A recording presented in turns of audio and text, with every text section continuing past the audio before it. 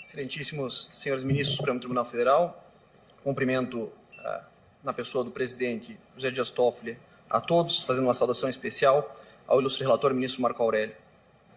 Primeiro, o IBCCRIM quer agradecer a oportunidade de se dirigir à Corte nessa ocasião. Sabemos que ser amigo da Corte é uma deferência e o IBCCRIM espera honrar essa tradição, apresentando aqui os argumentos que podem orientar uma decisão melhor calibrada em virtude do que está em discussão, que é a constitucionalidade do artigo 283 do Código do Processo Penal. E nesse ponto confesso que parece se instaurar uma espécie de paradoxo, porque não é possível dizer inconstitucional um artigo que realiza a Constituição, não só de modo literal, mas avança, inclusive, na especificidade dessa definição.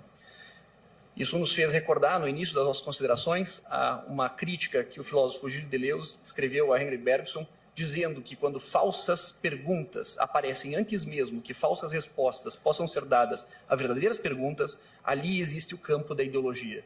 Será então que a discussão que tenta relativizar algo que para todos nós criminalistas, juízes, promotores, advogados, defensores, reunidos no IBCCRIM, parece absolutamente contraditório?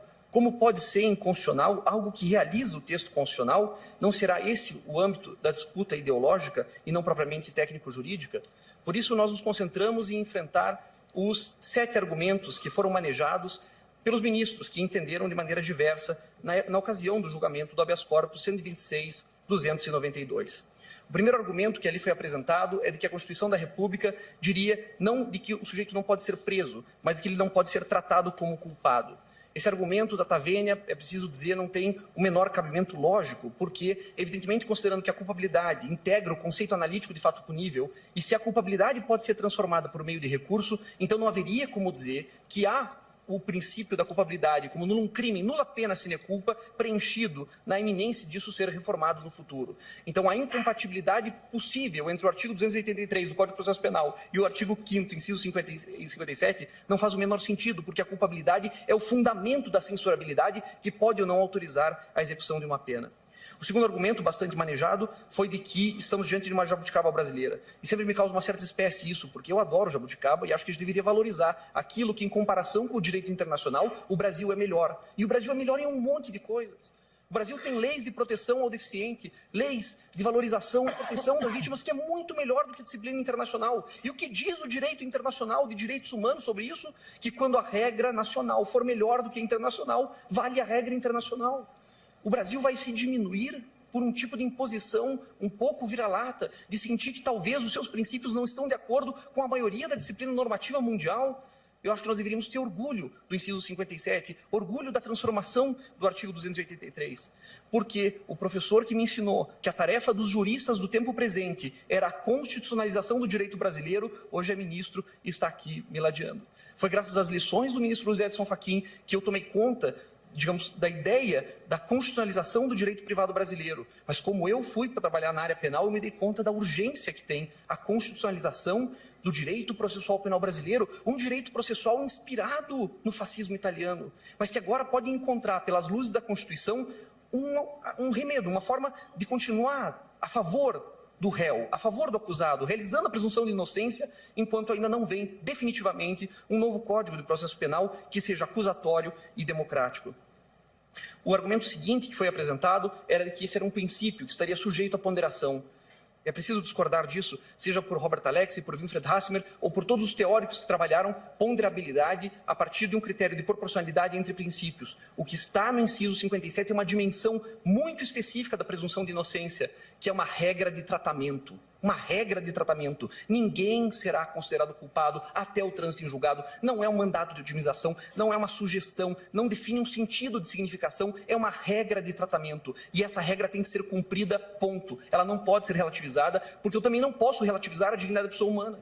Eu não posso relativizar o princípio da legalidade, que diz que ninguém será obrigado a fazer nada senão em virtude da lei. Regras constitucionais de proteção de direitos fundamentais não podem ser relativizadas. Portanto, essa regra de tratamento tem que ser afirmada como tal. E vejam que interessante isso, quer dizer que se eu encontrar evidência contrafática de que a regra não é respeitada, eu devo modulá-la? Acaso o modo pelo qual o sistema de justiça criminal brasileiro trata os presos obriga a dizer que o preso no Brasil perdeu a dignidade humana? Sim, porque se a gente for visitar uma penitenciária, evidentemente que o preso está tratado de maneira subhumana, mas isso não me permite dizer que a dignidade da pessoa humana precisa ser modulada para compreender a existência dessas pessoas no cárcere brasileiro. Se muda a realidade, muda também o sentido. É que diz o argumento subsequente da mutação constitucional. Mas que mutação constitucional nós podemos ter que não seja contramajoritária para ampliação de direitos? Acaso o Supremo Tribunal Federal vai se render a um assembleísmo pedestre da turba que pede punição, quando é a sua missão institucional e constitucional liderar o caminho das liberdades humanas? As cortes constitucionais só se engrandecem na medida em que elas são como o salmão, elas vão contra a maré, elas vão contra a correnteza. E na luta contra a correnteza do senso comum, esse senso comum vulgar, formado de maneira absolutamente, enfim, sem juízo crítico, sem informação, não pode abastecer as decisões que tratam de questões existenciais, humanas, protegidas pela Constituição. Mutação para diminuir direitos não é uma vocação da Corte Constitucional, dizem Nilo Batista e Eugênio Raul Zaffaroni. Por fim, eu quero endereçar aos argumentos que falam sobre as censuras que o Brasil de fato sofre na Corte Interamericana de Direitos Humanos pela letargia da sua prestação jurisdicional. Os casos que foram citados à época do habeas corpus, que definiu esse novo padrão, um padrão inconstitucional do nosso ponto de vista, todos eles são censuras que o Brasil recebeu pela conduta dos agentes do sistema de justiça criminal. Nenhum dos casos citados, que aparentemente justificariam uma mudança na posição constitucional do Brasil, tratam de uma crítica ao nosso sistema recursal. Nós revisamos toda essa jurisprudência e eu posso lhes assegurar, o que a Corte Interamericana de Direito diz ao Brasil é que é preciso melhorar, otimizar a dinâmica do processo, prestar direito a todos e bem, assegurar uma prestação jurisdicional de qualidade, mas não corromper o sistema recursal em nome dessa pretensão. O direito à duração razoável do processo é uma garantia do indivíduo que não pode ser manipulada para atacar os seus direitos.